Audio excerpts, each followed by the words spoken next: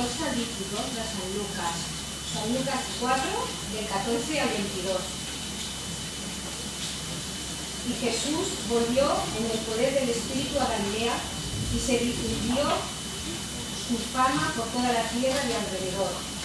Y enseñaba en las sinagogas de ellos y era glorificado por todos. Vino a Nazaret, donde se había criado, y en el día de reposo entró en la sinagoga conforme a sus costumbres y se levantó a leer. Y se leyó el libro del profeta Isaías, y habiendo abierto el libro, halló el lugar donde estaba escrito: El Espíritu del Señor está sobre mí, por cuanto me ha ungido para dar buenas nuevas a los pobres.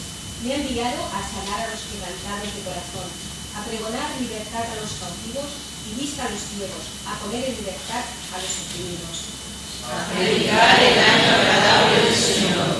Y enrollando el libro lo dio al ministro y se sentó. Y los ojos de todos en la sinagoga estaban fijos en él. Y comenzó a decirles: hoy se ha cumplido esta escritura delante de vosotros. Y todos daban buen testimonio de él y estaban maravillados de las palabras de gracia que salían de su boca y decían: ¿no es este el hijo de José? Hasta aquí la mayoría de Dios.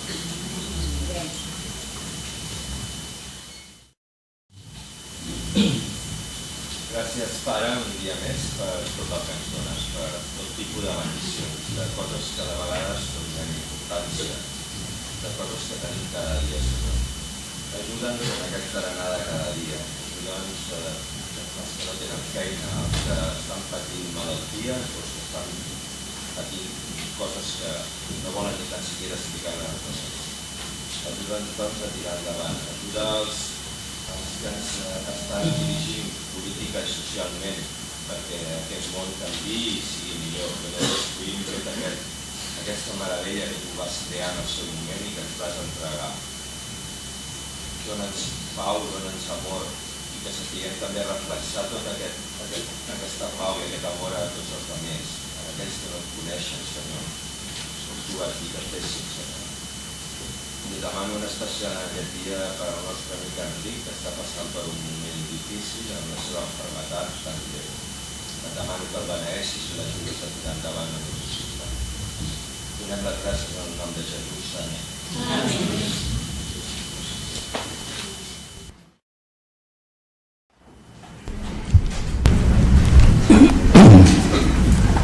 Muy buenos días, queridos hermanos.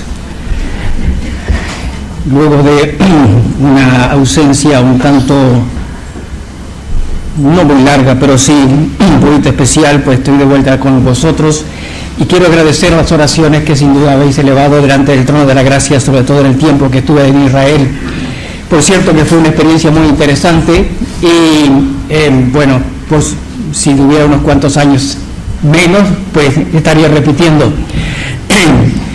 Pero realmente fue una experiencia muy interesante convivir unos cuantos días en el ejército, entre los soldados, vistiendo el uniforme del ejército de Israel y haciendo prácticamente todas las tareas que hacen ellos y colaborando en todo aquello en que me fue posible hacerlo. Fue realmente una experiencia muy interesante, enriquecedora y de bendición para mi vida y sin duda de aprecio por todos aquellos que lo recibieron. Fue el último día cuando estábamos reunidos izando bandera, el comandante de la base agradeció los servicios prestados por todos aquellos que habíamos ido en forma voluntaria y que habíamos dedicado tiempo para hacer tareas más pequeñas o más grandes, pero de todas maneras colaborando para que todo pudiera seguir funcionando de acuerdo a lo que está el plan establecido.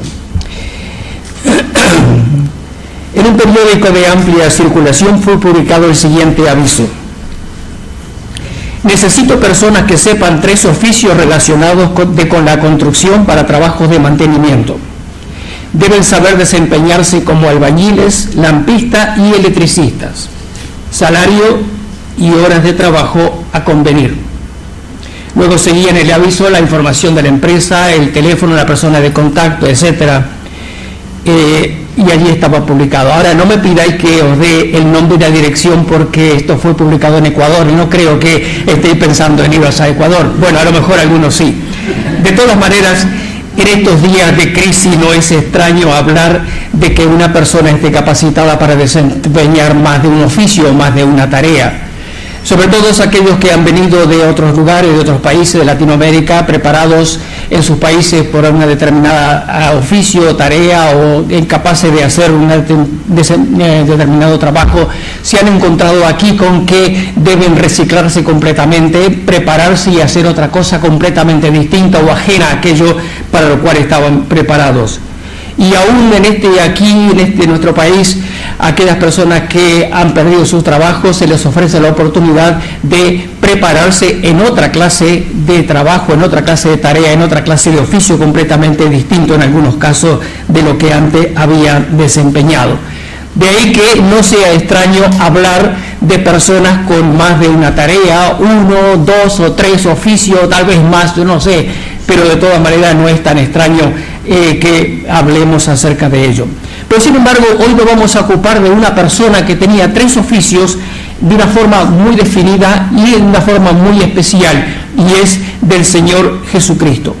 El Señor mostró y ejerció los 3 oficios más importantes que nosotros encontramos en el Antiguo Testamento.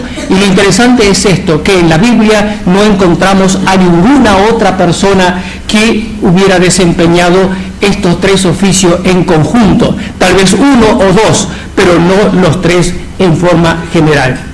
Esto nos lleva a mirar un poquito, a ver acerca de cuáles son estos 3 oficios y cómo lo aplicamos en lo que tiene que ver con el ministerio del Señor Jesucristo. Para desempeñar estos oficios era muy importante, sobre todo cuando hablamos en el entorno del Antiguo Testamento, era fundamental que la persona fuera ungida.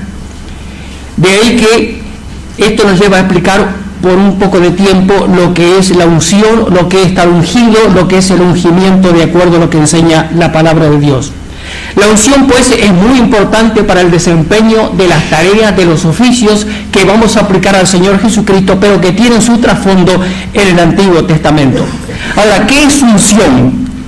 Unción es el acto de ungir. ¿Qué es ungir? Ungir es derramar aceite sobre lo que es ungido.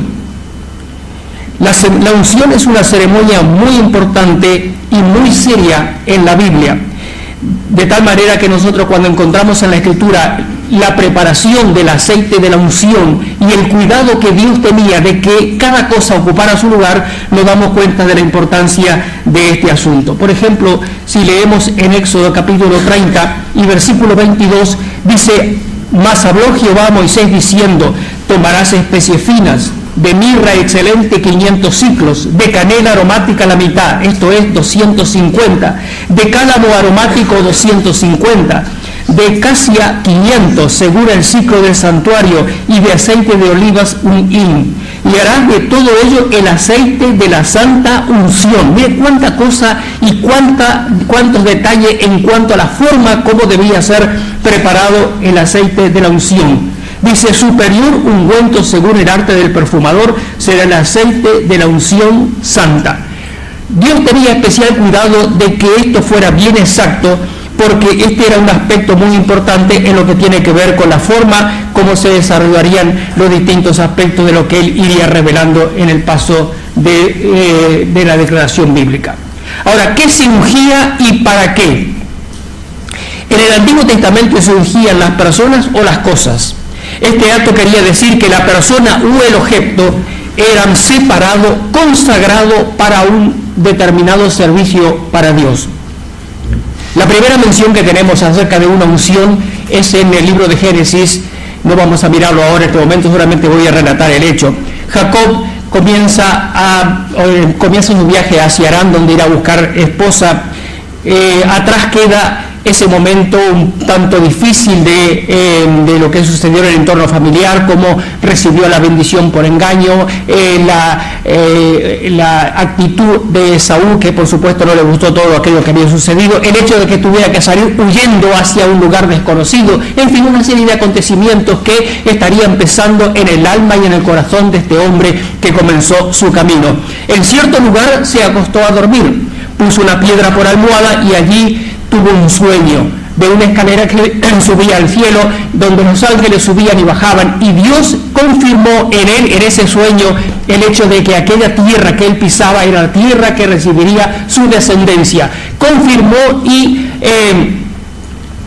afirmó el hecho de que Dios sería el Dios, su Dios y el de su descendencia, y al mismo tiempo confirmaba el hecho de que sería cuidado, guardado, provisto, protegido y defendido de todos los enemigos. Cuando despertó del sueño, dijo: realmente esto es casa de Dios. Y la Biblia dice que Jacob derramó aceite sobre una piedra y dijo, y llamó a aquel sitio Betel, que quiere decir casa de Dios.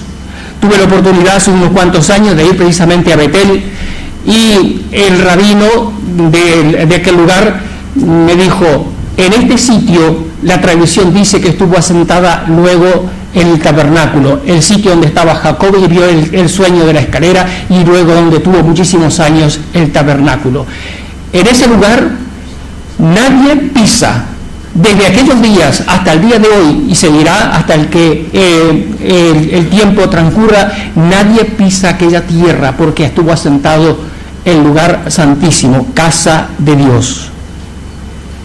La segunda cosa que también se ungía, lo dice en la continuación de los versículos del pasaje de Éxodo que hemos leído. Dice, luego de hablar acerca del aceite de la unción, dice: con él ungirás el tabernáculo de reunión, el arca del testimonio, y la mesa con todo su utensilio, el candelabro con todos los utensilios, el altar del incienso, el altar del holocausto con todo su utensilio, la fuente y su base. Así los consagrarás y serán cosa santísima. Todo el que tocare en ellos será santificado.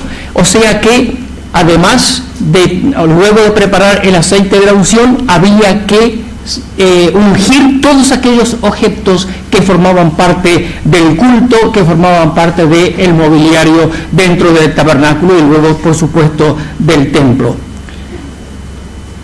En segundo lugar, tenemos la unción de las personas. ¿Qué personas y qué clase de personas? En el Antiguo Testamento tenemos 3 oficios muy importantes, y la unción era requisito fundamental para que desempeñaran su tarea. La primera de ellas, la primera persona, es el sacerdote, o Cohen, como la palabra en hebreo.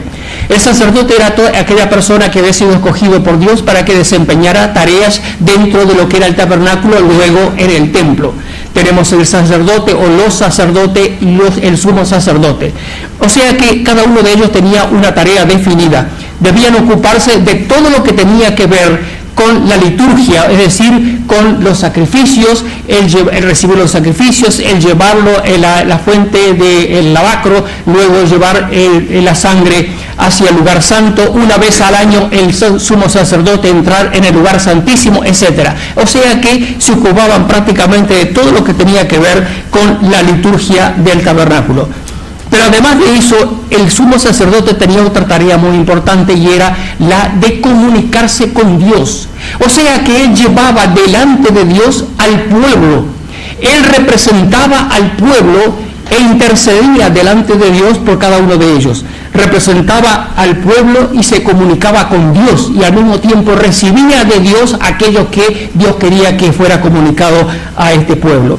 Al principio eran los patriarcas que se ocupaban de las tareas sacerdotales, pero luego de la entrega de la ley se estableció el sacerdocio como una casta sacerdotal que se ocupaba precisamente de todo ello.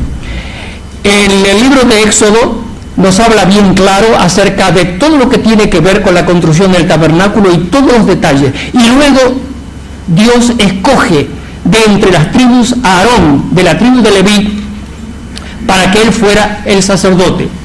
La Biblia dice en el capítulo 29 de Éxodo, un poco más atrás de lo que habíamos leído antes, en el capítulo 28 de Éxodo, nos habla acerca del momento en que se dan las instrucciones para todo lo que tiene que ver con las vestiduras del sacerdote, y luego en el versículo 1 al 3 dice: harás llegar delante de ti a Aarón tu hermano y a sus hijos consigo de entre los hijos de Israel, para que sean mis sacerdotes. a Aarón, a Nadab, a Abiú, a Eleazar, a Itamar, hijos de Aarón, y harás vestidura sagrada a Aarón y tu hermano para honra y hermosura. Y tú hablarás a todos los sabios de corazón, a quienes yo he llenado de espíritu y de sabiduría, para que hagan las vestiduras de Aarón, para consagrarle, para que sea mi sacerdote. O sea que lo primero que tenemos aquí es la elección de Aarón para que fuera él y su familia, para que fueran los sacerdotes encargados de ministrar, de cumplir todas las tareas sacerdotales en el tabernáculo. Pero lo interesante es esto, que en el capítulo 29 y del versículo 1 al 7, y vamos a saltear algunos versículos, pero de todas maneras, el versículo 4 dice: y llevarás a Aarón y a sus hijos a la puerta del tabernáculo de reunión y los lavarás con agua. Y tomarás la vestidura y vestirás a Aarón la túnica, el manto del efod y el pectoral, y le ceñirás con el cinto del efod. Y pondrás la mitra sobre su cabeza, y sobre la mitra pondrás la diadema santa. Versículo 7, y luego tomarás el aceite de la unción, y lo derramarás sobre su cabeza, y le ungirás. O sea que en ese momento estaba precisamente establecido, estaba sellado el hecho de que aquella persona iba a ser escogida para esa tarea tan importante. Derramó entonces Moisés el aceite de la unción, y de ese momento Aarón quedó ya escogido y determinado según el propósito de Dios para que fuera el sacerdote. El segundo oficio es el de profeta. En la Biblia tenemos una cantidad de menciones acerca de ello. Es interesante que en algunos casos, en 1 Samuel capítulo 9, versículo 9, dice que incluso al profeta en algunos casos se le llamaba vidente. De todas maneras no es la palabra más común. La palabra más corriente es profeta, es decir, aquel que era escogido por Dios, que recibía una revelación especial de Dios, que debía comunicarla, conocía los acontecimientos, por supuesto, del pasado, conocía los acontecimientos del presente, pero también le eran revelados acontecimientos del futuro. Y esta persona escogida debía comunicarlo, debía proclamarlo, debía anunciarlo, debía entregarlos al pueblo para que cumplieran el propósito por el cual Dios quería que fueran conocidos. La persona escogida para esta función debía ser ungida, también debía ser ungida. El ejemplo más claro es cuando Dios le dice al profeta Elías quién iba a ser su sucesor, y le dice de esta manera: a Jehú ungirás por rey sobre Israel, y a Eliseo ungirás para que sea profeta en tu lugar. O sea que eso está bien claro en cuanto a que el profeta debía ser una persona que debía ser ungido.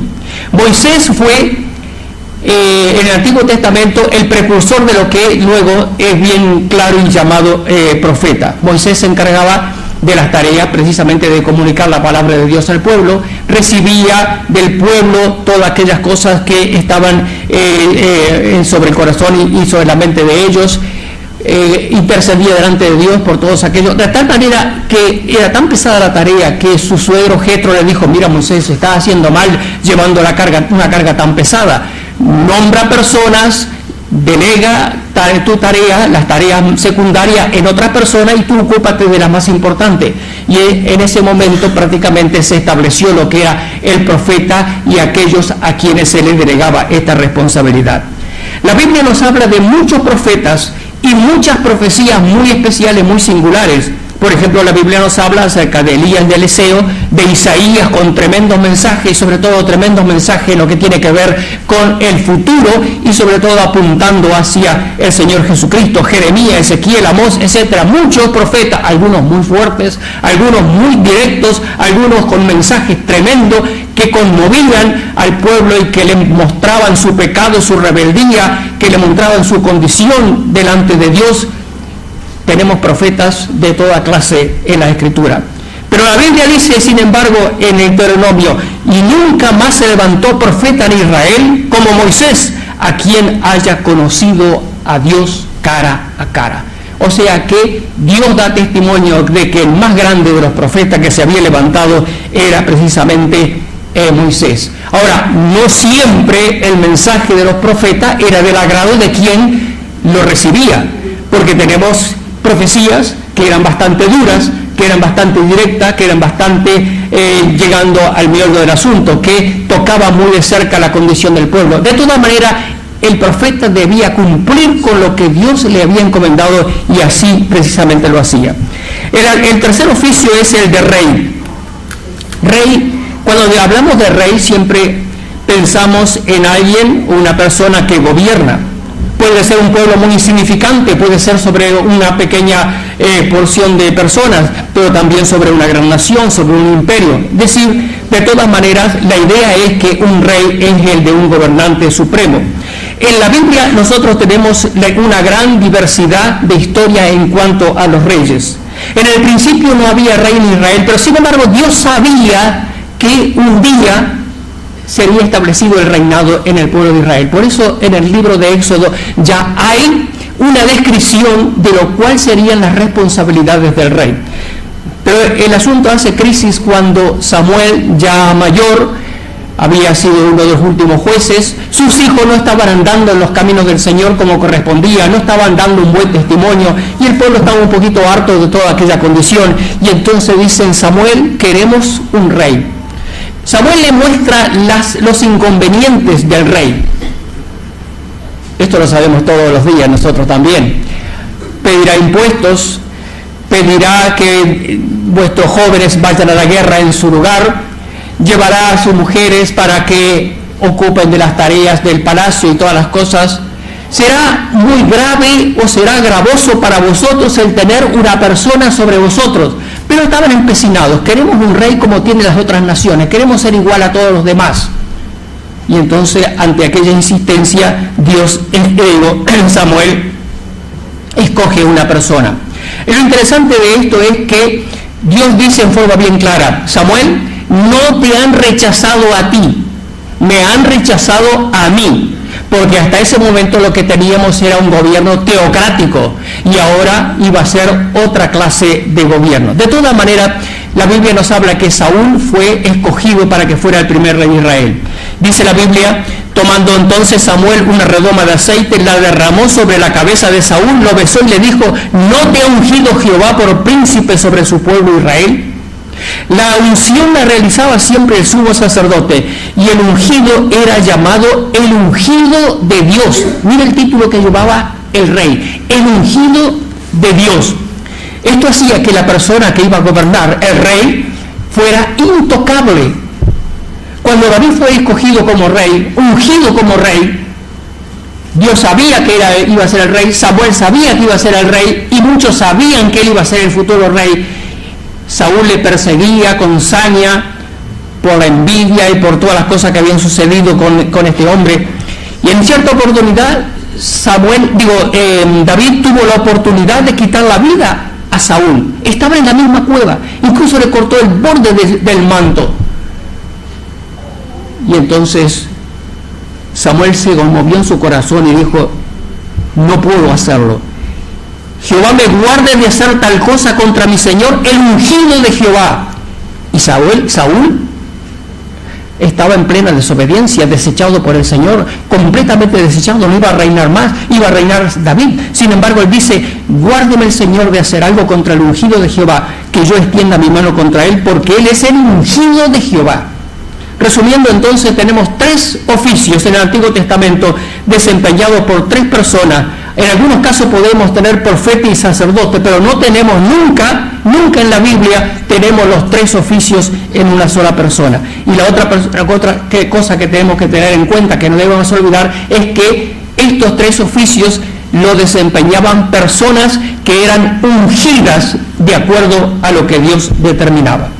Y así entramos en el Nuevo Testamento y nos vamos ahora directamente a lo que es el Señor Jesucristo, que desempeñó precisamente estos tres oficios. Ahora, cuando nosotros nos referimos al Señor, generalmente le damos distintos nombres. Por ejemplo, decimos el Señor Jesús, o Cristo, o el Mesías, etc.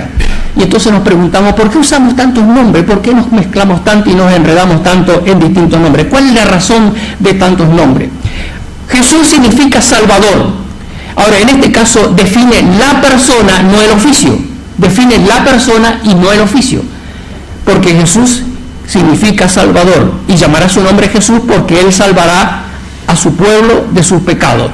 Luego tenemos Mesías, que viene de la palabra hebrea Masaya, que significa el ungido, que es exactamente lo mismo que Cristo, que es una palabra griega que viene de Christos, que también significa el ungido. O sea que cuando decimos Mesías o Cristo estamos diciendo exactamente lo mismo. Es interesante que estando Jesús en Cesarea de Filipo, preguntó a sus discípulos: ¿quién dicen los hombres que es el Hijo del Hombre? Uno Juan el Bautista, le contestaron, otro Elías, otro Jeremías. ¿Y vosotros quién decís que soy? Y allí en Cesarea de Filipo en las ruinas de Cesarea hay una piedra redonda, encima tiene una cosa como, no sé definirlo, pero algo ahí, que tiene grabada estas palabras, y cada vez que alguien lo mueve, se graba en la arena: tú eres el Cristo, el Hijo del Dios viviente. Una tremenda frase. Tú eres el Mesías. Tú eres el Mesías, es lo que estaba diciendo, porque hay algo que es interesante, y es que Mateo originalmente, eso es lo que se cree la mayoría de las personas, fue originalmente escrito en hebreo. Y entonces lo que dijo precisamente Pedro es: tú eres el Mesías. Luego tenemos nosotros traducido y decimos el Cristo. Bueno, tú eres lo mismo. Tú eres el Cristo, el Hijo del Dios viviente. Y aquella frase quedó impresa y sigue impresa, y podéis mirarla allí si vais alguna vez a Cesarea de Filipo. Andrés dijo a su hermano Simón Pedro: hemos hallado al Mesías, que traducido es el Cristo. Y es interesante en este caso, en este momento y en cualquier tiempo, un judío comienza por reconocer que Jesús es el Mesías y luego acepta el resto de la obra del Calvario. No le llamemos por eso judío mesiánico, porque está mal dicho. Pero de todas maneras, lo primero que hace un judío es reconocer a Jesús como el Mesías. Jesucristo, entonces, unión de Jesús y Cristo. Yahshua Hamasaya, Jesús el Cristo o Jesucristo. Exactamente está expresando lo mismo. Ahora, tenemos entonces una persona y tres oficios. Requisito indispensable: ser ungido, que leímos nosotros en la lectura bíblica. Me ha ungido Dios, dice ahí el pasaje de Lucas que hemos leído. Me ha ungido Dios para dar buenas nuevas, etc. Me ha ungido Dios. Así que Dios ungió a Jesús para que entonces fuera el Cristo, el Mesías, y pudiera desempeñar los tres oficios. Vamos a mirar un poquito acerca de cada uno de ellos. El tiempo se nos corre, pero de una manera increíble. Pero en fin, vamos a ver qué podemos hacer. El primero de ellos es el sacerdote. Recordemos un poquito qué hacía el sacerdote. Se comunicaba con Dios, representaba al pueblo delante de Dios, comunicaba al pueblo la palabra de Dios. Ahora vamos a leer en Hebreos capítulo 7. Hebreos capítulo 7 y versículo 17. Y aquí tenemos una cantidad. Este libro es tremendo en cuanto a lo que tiene que ver con comparación de lo que es el antiguo pacto y el nuevo pacto, entre lo que son las antiguas leyes y las nuevas leyes, entre lo que es el entorno del Antiguo Testamento y lo que es el Nuevo Testamento. Hay una comparación increíble. Podemos decir que el libro de Hebreo es Cristo mejor que, y hay una cantidad de cosas de las que podríamos hablar, pero por un buen tiempo. De todas maneras, en Hebreos capítulo 7 y versículo 17 dice: pues se da testimonio de él, tú eres sacerdote para siempre según el orden de Melquisedec.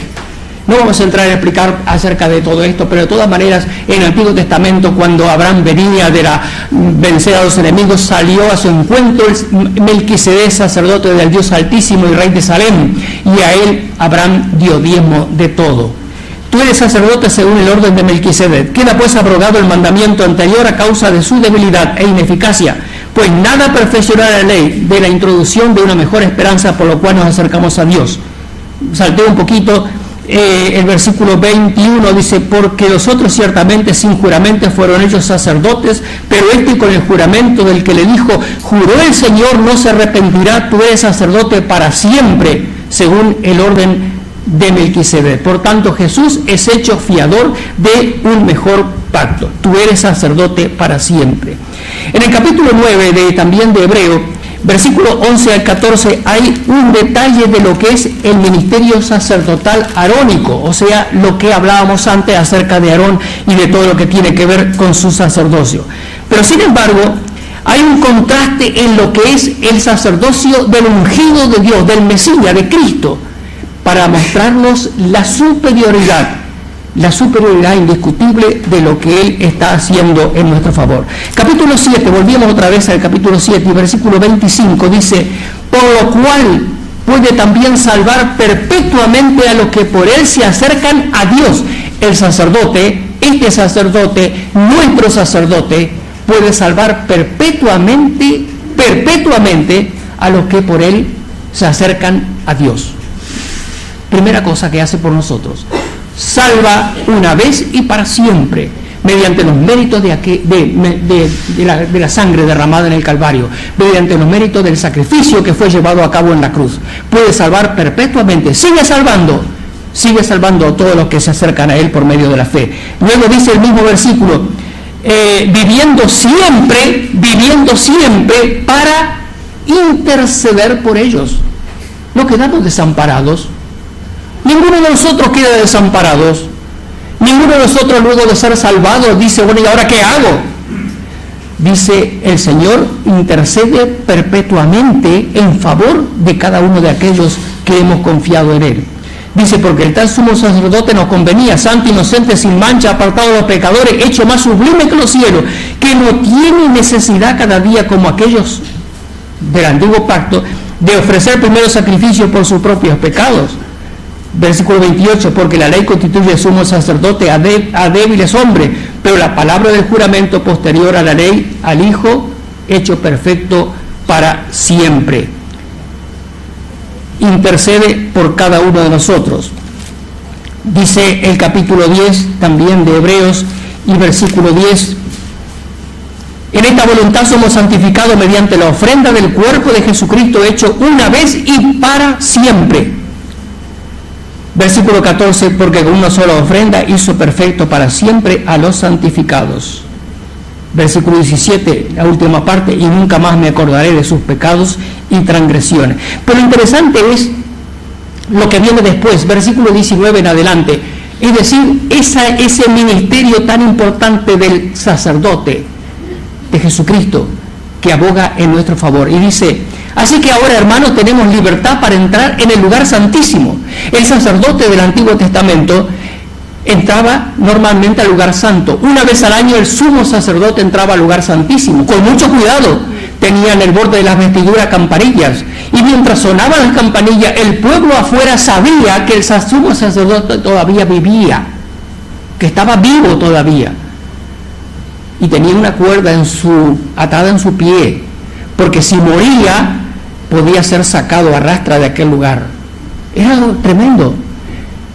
Y nadie sabía lo que pasaba allá adentro, hasta que un día el velo del templo se rasgó de arriba abajo y quedó abierta la entrada, simbólicamente abierta a la misma presencia de Dios. Y entonces dice: tenemos libertad para entrar en el lugar santísimo por la sangre de Jesucristo. Y entonces nos dice el versículo 22, acerquémonos entonces, si tenemos libertad, si podemos acercarnos a Dios con toda libertad, si tenemos puerta abierta, acerquémonos con corazón sincero, en plena certidumbre de fe, purificados los corazones de mala conciencia, lavados los cuerpos con agua limpia, mantengamos firmes sin fluctuar la profesión de nuestra esperanza, porque fiel es el que prometió, y considerémonos unos a otros para estimularnos al amor y a las buenas obras. Vida cristiana, pura vida cristiana, en base a la obra del sumo sacerdote. Luego tenemos el caso del profeta. El profeta era aquel que Dios había escogido para recibir la revelación de Dios y proclamarla al pueblo, guste o no guste, sea fuerte o no sea muy directo o no tanto. En el Antiguo Testamento se anuncia el ministerio profético, sobre todo el ministerio profético que iría a cumplir el Señor Jesucristo. Y dice de esta manera: profeta les levantaré del medio de tus hermanos como tú, y pondré mis palabras en su boca, y él les hablará todo lo que yo le mandare. Y cualquiera que no oyere mis palabras que él hablaré en mi nombre, yo le pediré cuenta. Porque quien iría a hablar ese tipo de palabras sería el Señor Jesucristo, el Hijo, el profeta.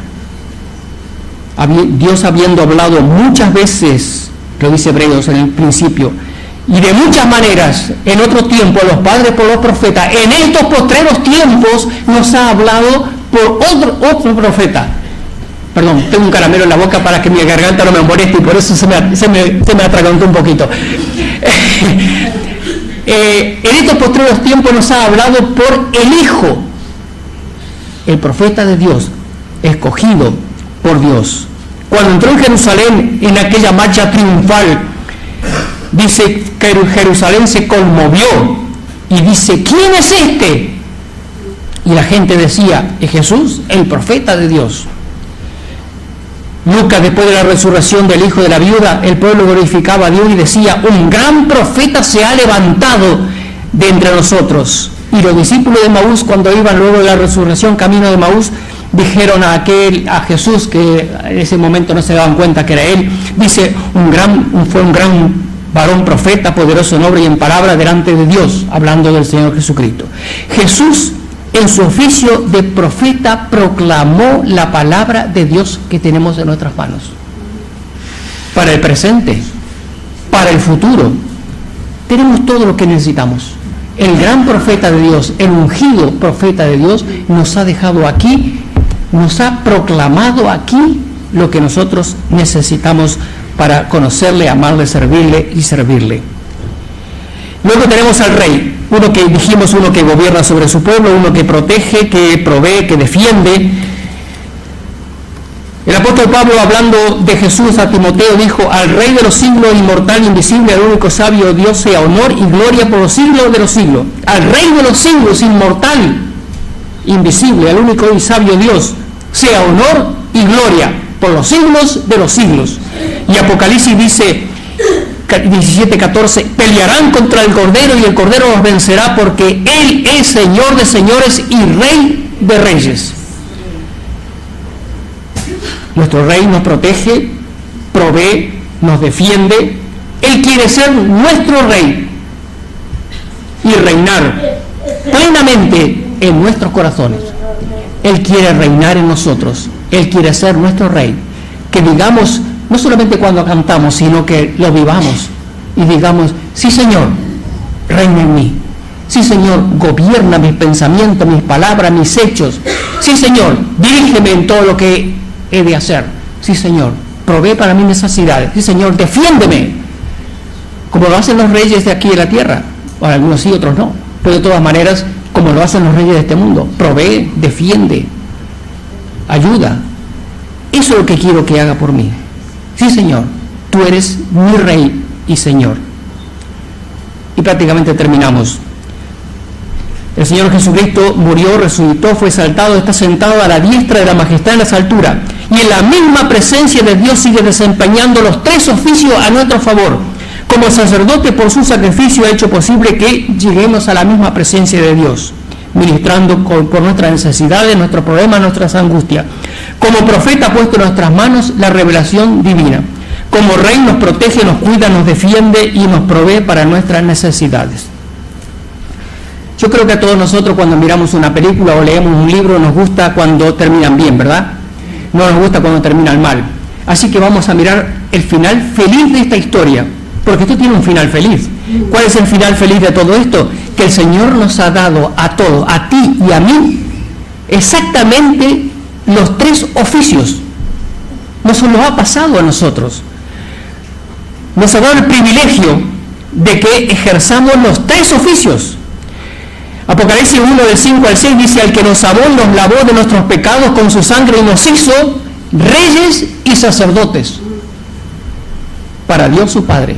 Nos ha hecho reyes y sacerdotes. 1 Pedro 2:9 dice, mas vosotros sois linaje escogido, real sacerdocio, nación santa, pueblo adquirido por Dios, para que anunciéis las virtudes de aquel que os llamó de las tinieblas a su luz admirable. Así que como sacerdote tenemos libre entrada a la presencia de Dios. Sacrificamos nuestras vidas, en el sentido nuevo testamentario. Ofrecemos alabanza a nuestro Dios, intercedemos por los hermanos, llevamos sus cargas, cumplimos y debemos cumplir nuestra tarea sacerdotal. Como profeta estamos llamados a anunciar la palabra de Dios. La Biblia dice: lo que hemos oído, lo que hemos visto y oído, esto os anunciamos. Este es el mensaje que hemos oído de Él, os anunciamos. Dios es luz y no hay ninguna tinieblas en Él. Y en la primera persecución que nos habla el libro de los Hechos, cuando los apóstoles vinieron delante del concilio y dijeron: por favor, no sigáis hablando de estas cosas que estáis proclamando por todas partes. Y ellos dijimos: no podemos dejar de hablar de lo que hemos visto y oído. Y finalmente Apocalipsis 5:10 dice que un día reinaremos juntamente con Él. 3 oficios sumamente importantes, tanto en lo que tiene que ver con la parte que el Señor nos ha mostrado, nos ha revelado, nos ha guiado a ello, pero también con la otra parte, la responsabilidad de que nosotros cojamos el testigo y seamos fieles en cumplir nuestra labor de sacerdotes del Dios Altísimo, de profetas anunciando la palabra de Dios, y al mismo tiempo con la certidumbre de saber que un día, si somos fieles a Él, reinaremos juntamente con Él por la eternidad. Amén.